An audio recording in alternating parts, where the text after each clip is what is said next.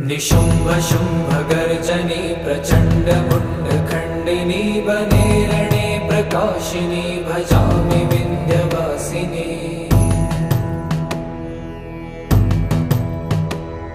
त्रिशूलमुण्डधारिणी धराविघातहारिणी गृहे गृहे निवासिनी भजामि विन्ध्यवासिनी। दरिद्र दुःखहारिणी सदा विभूतिकारिणी वियोगशोकहारिणी भजामि विन्ध्यवासिनी।